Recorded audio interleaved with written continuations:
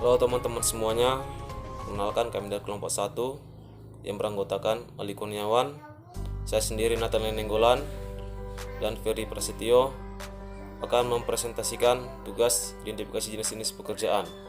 Yang pertama yaitu pembibitan awal atau pre-nursery. Adapun tahapannya yaitu pemesanan kecambah, dilakukan 1 tahun sebelum penanaman, persiapan lahan, itu lahan yang harus datar dan dekat dengan sumber air, pembuatan naungan agar kecambah tidak terkena langsung oleh sinar matahari, lanjut pembuatan bedengan, selanjutnya bahan tanam yaitu penggunaan tanah topsoil, dan selanjutnya penanaman kecambah dengan posisi radikula di bawah dan plumula di atas. Selanjutnya penyiraman dilakukan 2 kali dalam 1 hari, pagi dan sore, dan selanjutnya pemupukan dilakukan sesuai dengan SOP yang berlaku di perusahaan. Nah, selanjutnya pengendalian gulma dapat dikendalikan menggunakan herbisida seperti Roundup, dan selanjutnya pengendalian hama dan penyakit dapat menggunakan insektisida seperti Santador, dan selanjutnya ada seleksi bibit. Selanjutnya kegiatan pembibitan utama atau nursery. Tahapan ini bersama dengan pre-nursery. Adapun tahapannya, yang pertama persiapan areal harus disiapkan sesuai dengan kebutuhan media tanam yaitu tanah topsoil. Selanjutnya ada layout pembibitan harus disiapkan, harus berbentuk mata 5, dan selanjutnya transplanting PN ke MN biasanya dilakukan di umur 3 bulan. Selanjutnya ada penyiraman, sama juga dilakukan oleh pagi dan sore hari. Dan selanjutnya ada pemupukan sesuai dengan SOP yang dimiliki oleh perusahaan. Selanjutnya ada pengendalian gulma, sama juga menggunakan herbisida seperti Roundup, dan pengendalian hama dan penyakit sama juga dapat menggunakan insektisida seperti Santador. Dan yang terakhir yaitu seleksi. Jadi tujuannya agar ketika dipindahkan ke lapangan, bibit yang ditanam adalah bibit yang berkualitas. Terima kasih. Oke, baik, saya akan melanjutkan penjelasan dari rekan saya tadi tentang persiapan lahan dan pemajaan. Replanting.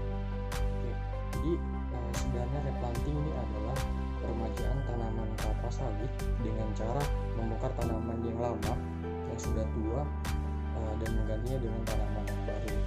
Nah, jadi syarat-syarat dari replanting ini, yang pertama umur tanaman kelapa sawit antara 25 sampai 30 tahun.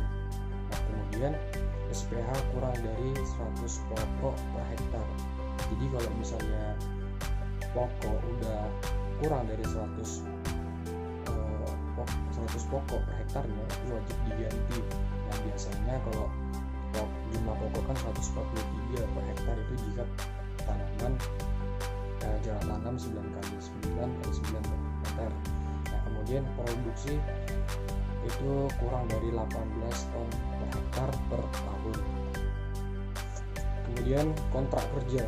Nah, kontrak kerja ini bertujuan untuk menentukan jenis-jenis pekerjaan land clearing dan memastikan pelaksanaan pekerjaan secara sistematis dan benar, serta untuk mengikat suatu perjanjian secara tertulis antara pihak manajemen dengan pihak pelaksana tentang jenis pekerjaan yang akan dilakukan. Nah, jadi kontrak kerja ini mencakup syarat-syarat prosedur kerja, luas, harga, batas waktu pelaksanaan, dan hal-hal yang dianggap perlu. Nah, kemudian time schedule. Nah, ini merupakan rencana alokasi untuk menyelesaikan masing-masing item pekerjaan yang secara keseluruhan adalah tentang waktu yang ditetapkan untuk melaksanakan proyek. Oke, baik. Kemudian kegiatan selanjutnya yaitu pemancangan. Nah, jadi kegiatan pemancangan adalah kegiatan yang dilakukan sebagai pedoman untuk ekskavator bekerja dan untuk mencegah dan mengatasi timbulnya pengaruh serta mendapat letak dan barisan tanaman yang teratur. Maka pengaturan antar arah barisan tanaman kelapa sawit penting agar penggunaan cahaya matahari efektif mungkin bagi setiap tanaman, seefektif mungkin bagi tanaman. Nah, jadi ketika pemancangan ini kita juga harus memperhatikan beberapa faktor. Yang pertama dari keadaan topografi areal tanaman. Yang kedua tentang arah barisan. Jadi maksud dari arah barisan itu umumnya kalau di tanaman kelapa sawit arah barisan dibuat utara selatan. Nah ini bisa berhubungan dengan penyinaran matahari. Nah kalau dibuat arah utara selatan, maka jarak antara tanaman timur ke barat itu lebih panjang sehingga penjarahan akan lebih lama. Dalam kegiatan pemancangan terbagi ke dalam 3 bagian. Yang pertama, pancang kepala. Nah, jadi pancang kepala ini merupakan untuk menentukan titik awal pancang dari pinggir area lahan. Jadi nanti pemancangan ini yang akan menentukan untuk pembuatan pancang peruntukan dan pancang tanaman. Nah, kemudian yang kedua adalah pancang rumpukan. Nah, jadi pemancangan rumpukan adalah pancang yang dibuat supaya nantinya pada saat proses perumpukan dapat dilakukan dengan baik dan tidak masuk ke barisan tanaman. Jadi yang dimaksud dengan rumpukan itu merupakan di atas dari tanaman yang nantinya akan ditanam kelapa sawit. Nah, kemudian yang terakhir adalah pancang tanaman. Jadi pancang tanaman merupakan titik awal untuk penanaman bibit di lahan. Jadi pemancang tanaman ini memiliki dari pancang kepala yang dibuat tadi. Nah, jarak biasanya itu pada umumnya itu dibuat 9x9x9 meter. Namun ada beberapa tempat perusahaan yang menggunakan 8,5 meter ataupun 8 meter. Itu tergantung kebijakan di perusahaan. Nah, jadi proses kegiatan pemancangan ini mengambil mata lima supaya barisan tetap lurus dan berjarak. Ya baik, terima kasih. Di sini saya akan memaparkan sedikit tentang pembuatan lubang tanam dan penanaman bibit kelapa sawit.